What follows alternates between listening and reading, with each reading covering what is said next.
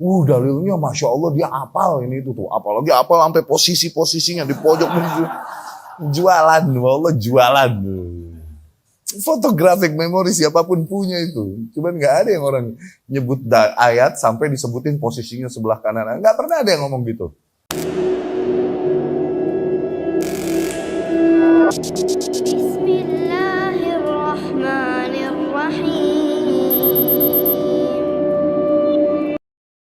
Apa-apa pakai dalil, oke?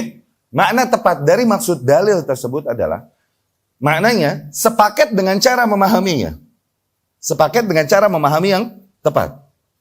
Ketika para ulama, sahabat tabi'in, tabi'ut tabi'in dan para ulama berkata apa-apa harus pakai dalil, oke? Makna dalil yang mereka maksud itu bukanlah ayat dan terjemahannya, bukan itu doang. Atau hadis dan kemudian alih bahasanya. Itu belum dalil.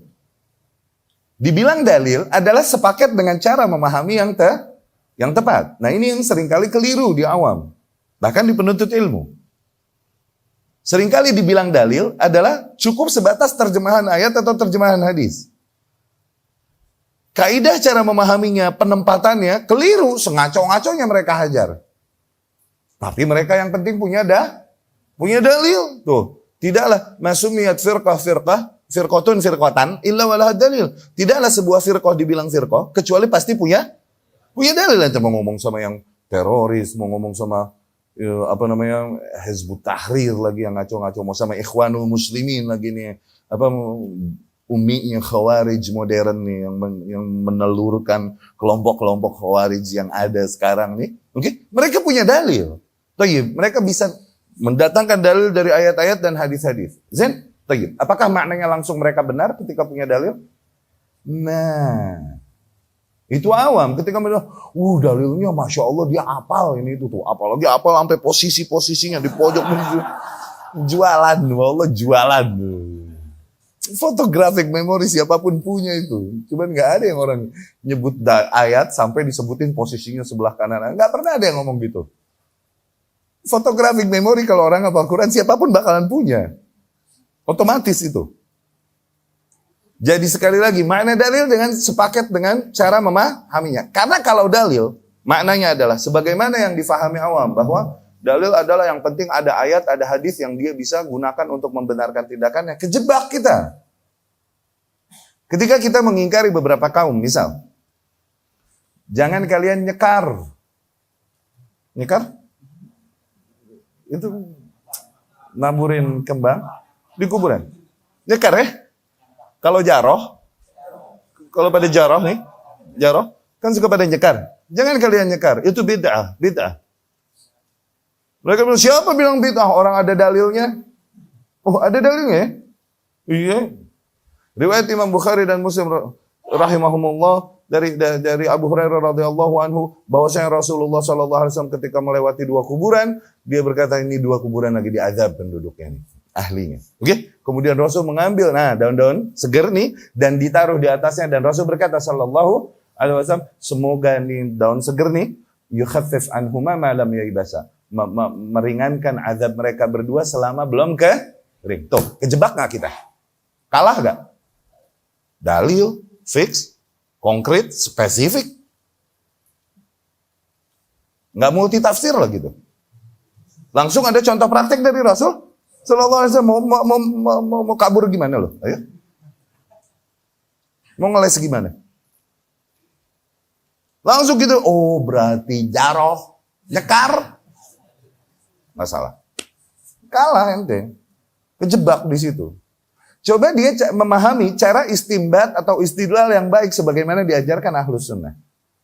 Bahwasanya yang tepat di dalam memahami ayat-ayat dan hadis-hadis adalah lihat bagaimana praktek sahabat radhiyallahu anhum.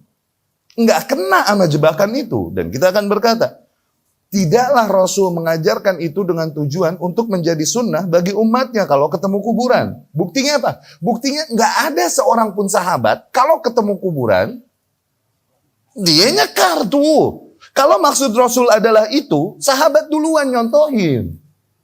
Selamat nggak tuh kaidah kita? Memahami ayat dan hadis harus sebagaimana contoh praktek yang datang dari salaf saleh, gitu kan? Itu dalil. Bukan sembarangan ayat terjemahannya, hadis terjemahannya. No. Penempatannya tepat nggak? Ada kaidah-kaidah dalam mengarahkannya tuh. Itunya. Nggak kejebak kita. Kalau kita berangkat dari konsep yang kuat, usul yang kuat di dalam istidlal dan istinbat. Sebagaimana ahlu sunnah mendogmakannya. Fahmun nusus bifahmis salafus saleh. Memahami nas-nas yang ada sebagaimana para salafus saleh memahami. Iya nggak? Nah, kemudian juga bisa kita bilang lagi, bantah lagi. Rasulullah SAW dapat info gaib. Bahwasanya ini 2 kuburan lagi diazab. Lu tahu-tahuan. Pakai nyekar di kuburan orang, ini meringankan mereka yang di dalam kuburan. Tahu-tahu emang lagi ngapain di dalam kuburan dia? Ente kok tahu-tahuan? So tahu dalam perkara yang gaib kufur. So tahu dalam perkara yang gaib kufur. Iya gak? Demikian fahmul hadis, fiqhul hadis, memahami hadis tersebut dengan mendalam. Ya, jadi sekali lagi, ketika disebut dalil, maksudnya adalah sepaket dengan cara memahami yang benar. Datang dari salafus saleh, kita bilang apa-apa dalil. Iya, dalil ini maknanya bukan terjemahan ayat, terjemahan hadis doang. Semua kelompok punya itu. Lihat sepaket dengan cara memahaminya. Cara memahaminya begitu nggak sebagaimana yang dia gunakan pemahamannya? Penerapannya demikian nggak sebagaimana yang kelompok itu terapkan dari ayat tersebut?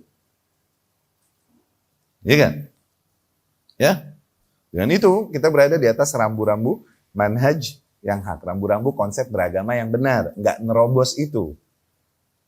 Dengan menunggangi terjemahan ayat, terjemahan hadis langsung ditunggangi untuk membenarkan hawa nafsunya. Nggak begitu jadi. Tetap kita di atas rambu yang hak.